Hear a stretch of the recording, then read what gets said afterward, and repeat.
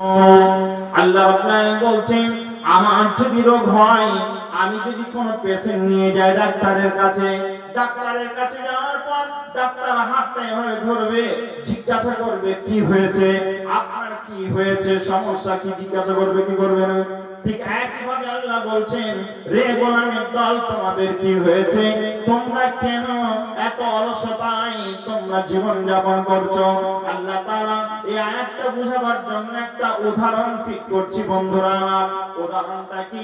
হাদিস থেকে নয়, বাস্তবতায় আপনাদের বোঝাবার জন্য বলছি। বাস্তবতায় বোঝাবার জন্য কথাটা আপনাদের সামনে নিয়ে আসছি বন্ধুরা আমার। এই দুনিয়া এমন একটা জায়গা, দুনিয়া কাকে বলা হয়েছে? দুনিয়া হলো একটা খুব সুন্দরী রমণী সুশ্রী একটা নারীর মতো।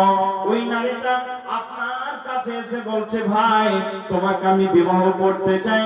একটা যুবক আপনার জমিতে, একটা যুবক কোন একটা জমিতে কাজ করছে, সেটা পরের জমিতে হতে পারে। একটা যুবক সে তার জমিতে গিয়ে পটল তুলছে। মা বলেছে, বেটা যাও, বাড়িতে কোনো তরকারি নেই, সবজি নেই, একটু পটল নিয়ে এসো, মাঠে পটল রয়েছে। মায়ের কথা শুনে একটা ডালি নিয়ে, একটা সুন্দর সে একটা ডালি নিয়ে, একটা ঝোলা নিয়ে, ব্যাগ নিয়ে ওই মাঠে যখন গেছে, কিছু পটল তোলার পর পিছন ফিরে দেখছে যেন একদম ডাক দিচ্ছে, আওয়াজ দিচ্ছে, রে যুবক, আমি তোর কাছে এসে হাজির হয়েছি, আমি তোকে বিবাহ করতে চাই, তুই বিবাহ করবি নাকি বল? এই কথাটা যেমনি বলেছেন, সঙ্গে সঙ্গে ওই যুবকের কথা মতো সঙ্গে সঙ্গে ওই যুবকটা শোনার সঙ্গে সঙ্গে এক কথা রাজি হয়ে গেছে, চলো, তোমার মতো আমি নারী তো খুঁজছিলাম, এত সুন্দরী রূপসী নারী তুমি, তোমাকে তো আমি ছাড়ছি না। ওই মেয়েটাকে সঙ্গে করে পটল থাকলো জমিতে, মেয়েটার হাতটা ধরে সুন্দর করে এবার বাড়িতে নিয়ে গিয়ে মাকে বলছে, মা আমি পটল নিয়ে আসতে পারিনি, একটা সুন্দরী তোমার বোমা বানানোর জন্য একটা মেয়েকে তোমার বাড়িতে নিয়ে এসেছি, রাখো আমি ইমামকে ডেকে নিয়ে আসি। ইমাম সাহেবকে ডাকতে গেলেন। ইমাম সাহেব আরো পাঁচজনকে নিয়ে বিবাহ পড়ানোর জন্য যে গেলেন, যাওয়ার পর ইমাম সাহেব যেমনি দেখেছেন নারীটাকে, ইমাম সাহেব বলছেন, বাবা এটা তোমার জন্য হবে না, এই বিবাহটা আজকে তোমাকে আমি পড়াতে এসেছি, তোমার জন্য। এই মেয়েকে তোমার স্ত্রী হতে পারে না, এই মেয়েকে আমার স্ত্রী হবে, একে বিবাহ আমি করব, এটা আমার জন্য উপযুক্ত।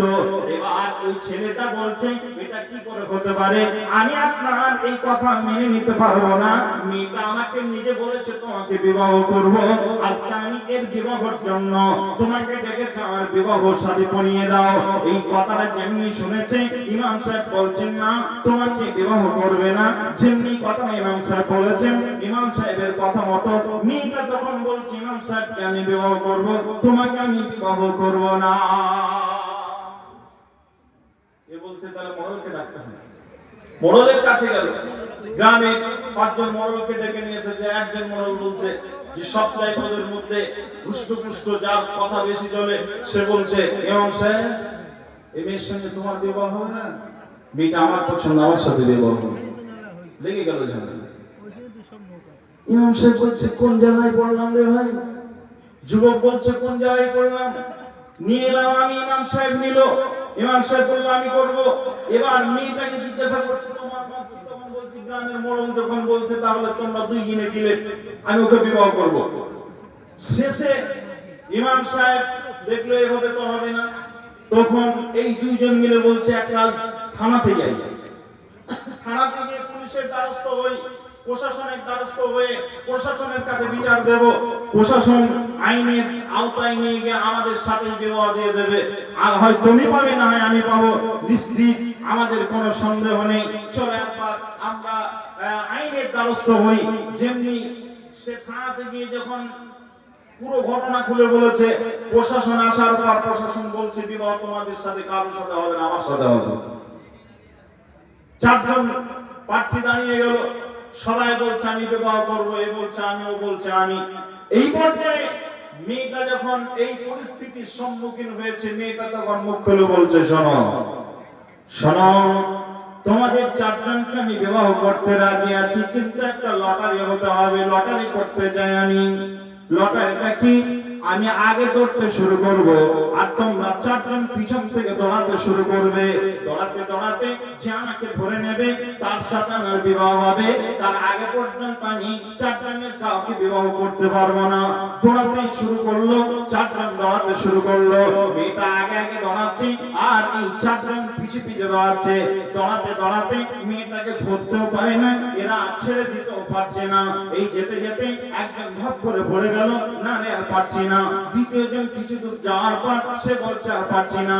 তৃতীয় জন কিছু দূর যাওয়ার পর সে বলছে আমি পারছি না। এবার চতুর্থ জন সে আর যেতে পারছে না। এবার ওই মেয়েটা মুখ খুলে বলছে, রে চারজন যুবক তোমরা শুনে নাও, তোমরা তো দূরের কথা, এরকম হাজার যুবক আমার পিছনে ছুটলেও কেউ তোমরা আমাকে ধরতে পারবে না। আমি কোনো মহিলা নই, আমি এই দুনিয়ার চাকচিক্য একজন মহিলা, অর্থাৎ আমি হলাম দুনিয়ার মায়া, আমি হলাম দুনিয়ার মহাব্বত। অতএব এই মহাব্বতের কারণে তোমরা দুনিয়ার পিছে পিছে ছুটছো, তোমরা আখিরাতকে ভুলে যাচ্ছ, তোমাদের আসল যেটা ভিতরে থাকার কথা ওই বস্তুটা ভুলে যাচ্ছ। আল্লাহর নবী জনাবে মুহাম্মদ রাসূলুল্লাহ সাল্লাল্লাহু আলাইহি ওয়াসাল্লামের একটা হাদিস স্মরণ করিয়ে দিই। বিশ্বনবী বলেছেন, ওই মেয়েটা বলছেন, বিশ্বনবী বলেছেন, দুনিয়া নামক মেয়েটা বলছে, বিশ্বনবী আমার বলেছেন আবু হুরায়রা থেকে বর্ণিত, নবীজি বলেছেন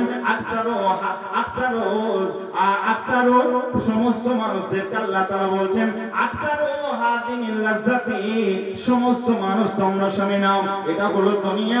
সবাই চাই দুনিয়ার মায়া আমরা ত্যাগ করব না, কিন্তু মনে একটা দিন আসবে এই দুনিয়া তোমাদেরকে ত্যাগ করে যেতে হবে। হুব্বুদ দুনিয়া কারাহিয়াতুল মাউত। নবীজি বলেছেন দুনিয়ার মহব্বতে মানুষ ব্যতিব্যস্ত হয়ে গেছে, আখিরাত ভুলে গেছে। আখিরাতের প্রথম মঞ্জিল হলো, আখিরাতে কোন মানুষ যদি যেতে চায় তাহলে মানুষটাকে মৃত্যুবরণ করতে হবে। মৃত্যু ছাড়া আখিরাতে কোন মানুষ পৌঁছাতে পারবে না, পারবে না, পারবে না। আখিরাতে যেতেই হলে পারে প্রথম আমাদেরকে মৃত্যুবরণ করতে হবে। আমরা ভুলে গেছি, গাড়ি নিয়ে ব্যস্ত আছি, আমরা ভুলে গেছি, আমরা বাড়ি নিয়ে ব্যস্ত আছি, জমি জায়গা নিয়ে সম্পদ নিয়ে ব্যস্ত আছি। আমরা এটা জানি না, আমাদের মনে কার এই ধারণাটা থাকার পরেও আমরা মনে রাখতে পারছি না।